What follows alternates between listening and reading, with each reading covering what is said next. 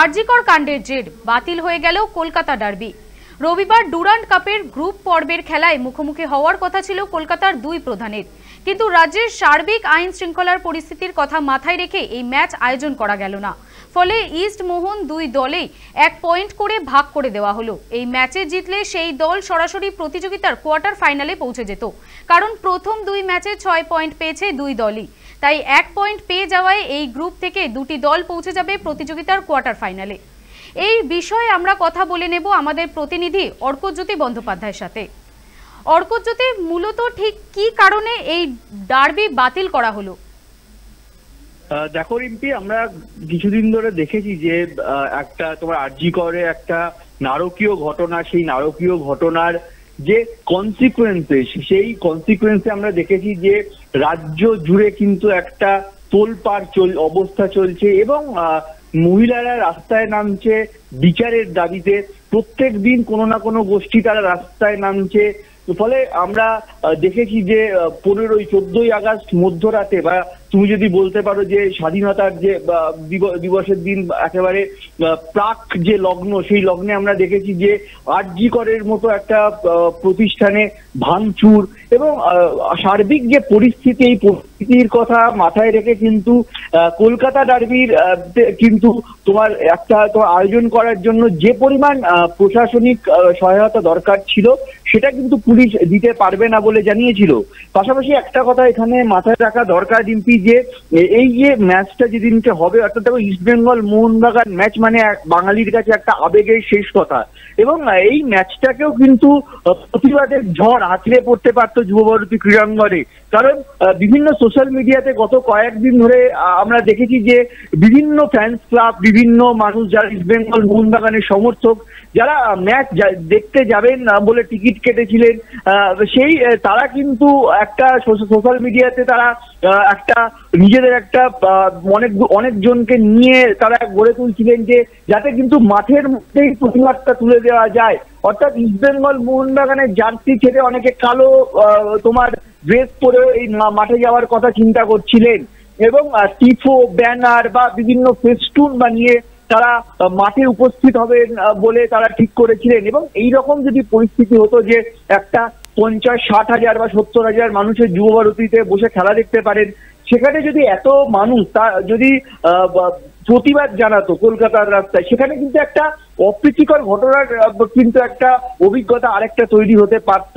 এবং বর্তমান আমাদের যে রাজ্য পুলিশ বা কলকাতা পুলিশ যাই বলো না কেন, তাদের কাছে কিন্তু সেই পরিস্থিতি মোকাবিলা করার মতো যে ফোর্স যেটা দরকার হয় সেটা কতটা আছে, এটা নিয়ে কিন্তু প্রশ্ন উঠছে। কারণ একটা মব তাদেরকে তোমার দমিয়ে রাখার জন্য বা তাদেরকে রোখার জন্য যে পরিমাণ তোমার একটা পরিকাঠামো দরকার হয়, সেই পরিকাঠামো কতটা রয়েছে এইটা নিয়ে কিন্তু প্রশ্ন উঠতে পারে।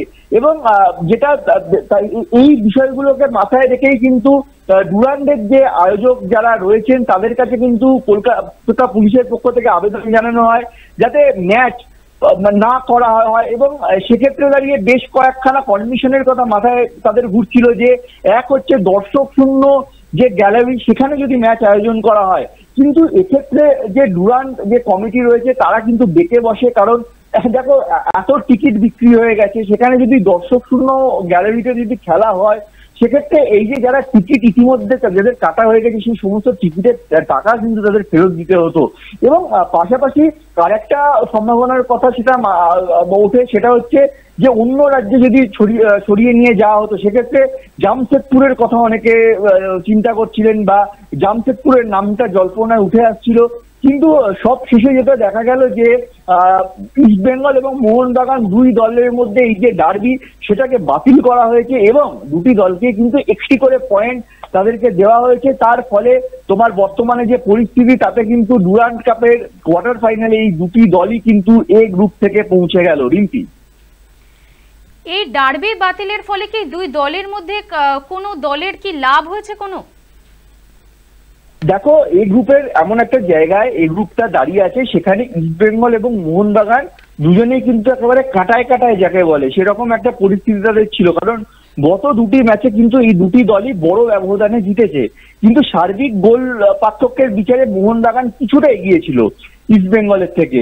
এবং সেখানে দাঁড়িয়ে যদি আগামীকাল তোমার যে ডার্বিটা হওয়ার কথা ছিল সেই ম্যাচটা যদি হতো এবং ইস্ট বেঙ্গল বা মোহনবাগান যেই দলই জিতুক না কেন তারা কিন্তু সরাসরি পৌঁছে যেত কোয়ার্টার ফাইনালে, এবং অন্য দল কিন্তু ছিটকে যেত এমনটা নয়।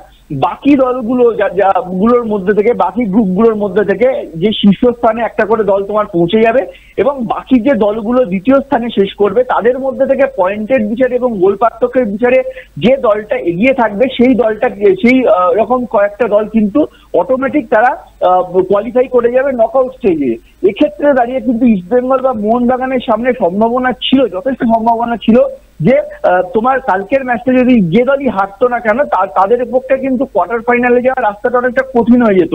কিন্তু আপাতত যেটা 1 পয়েন্ট পাওয়ায় যেটা সুবিধা হলো যে দুটি দলই কিন্তু নকআউটে পৌঁছেছে, এটা এই ব্যাপারে কিন্তু নিশ্চিত।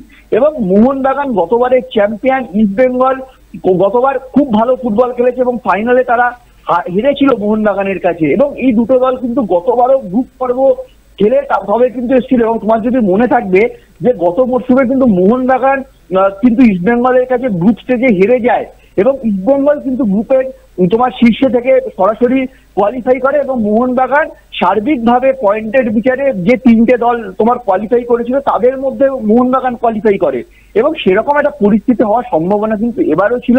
কিন্তু 1 পয়েন্ট পেয়ে যাওয়ায় কিন্তু দুটি দলই কিন্তু কোয়ার্টার ফাইনালে যাওয়ার রাস্তাটা সিকিউর করে ফেলেছে। রিম্পি, ধন্যবাদ অর্কজ্যোতি তোমাকে। যেমনটা আমরা শুনছিলাম এতক্ষণ, মূলত আরজিকর কাণ্ডের জেরেই এই ডুরান্ট কমিটি ও প্রশাসনের বৈঠকের ফলে এই ডার্বি বাতিলের ঘোষণা করা হয়েছে, আর তার ফলে কিন্তু সমর্থকদের মধ্যে হতাশারও সৃষ্টি হয়েছে। দেখা যাচ্ছে সমর্থকরা টিকিটও কিনে ফেলেছিলেন, কিন্তু শেষ মুহূর্তে ডার্বি ক্যান্সেল হওয়াতে সমর্থকদের মধ্যে যথেষ্ট পরিমাণে হতাশা দেখা যাচ্ছে।